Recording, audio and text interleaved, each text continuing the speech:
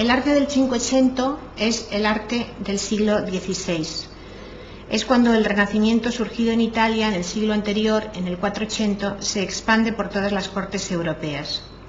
Pero no vamos a hablar del Renacimiento europeo, de lo que vamos a hablar es de algunos rasgos generales de este arte italiano del Cinquecento.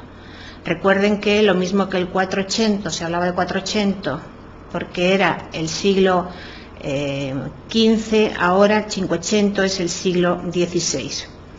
En este siglo hay dos grandes centros artísticos, que lo son sobre todo por las influencias que tuvieron en el arte de los siglos siguientes, que son Roma y Venecia.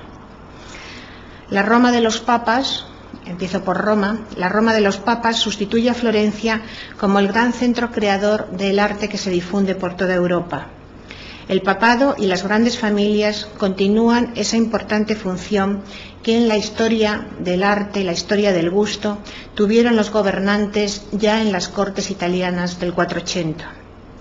En arquitectura, la construcción de la Basílica de San Pedro del Vaticano, que pueden ver en la fotografía, marca un modelo a seguir. Es una planta, en su origen, aunque luego fue transformada, es una planta centralizada de cruz griega, es decir, con los cuatro lados de la cruz de la misma extensión iguales y cubierta con cúpulas. El primer proyecto fue del arquitecto Bramante y luego fue modificado por otros arquitectos, sobre todo por Miguel Ángel, que es el que proyectó la gran cúpula central.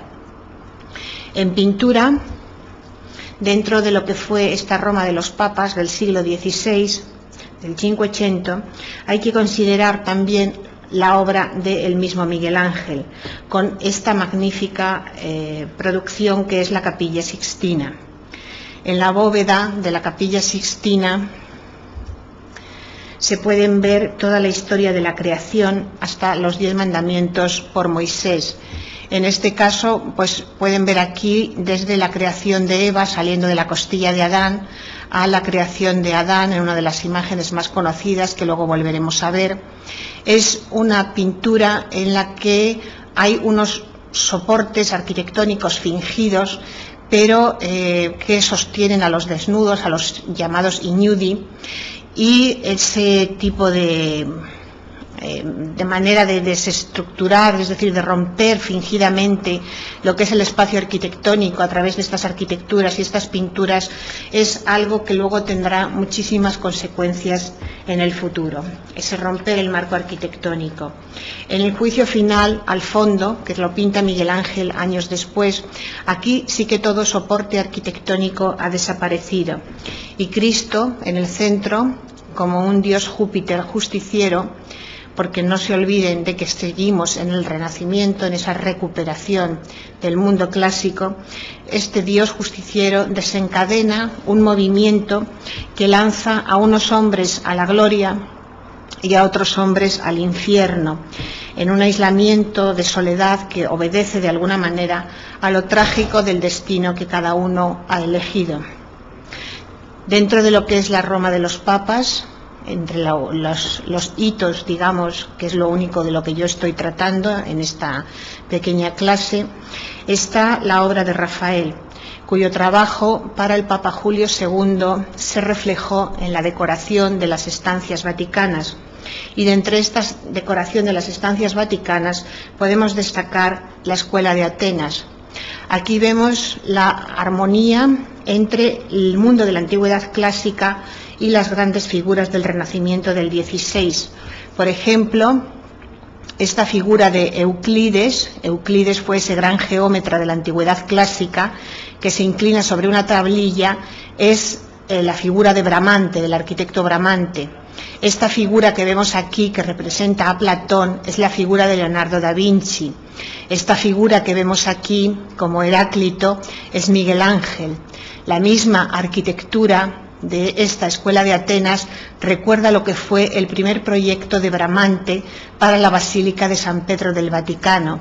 Es decir, presenta una armonía entre lo que es el mundo de la antigüedad y el mundo del Renacimiento.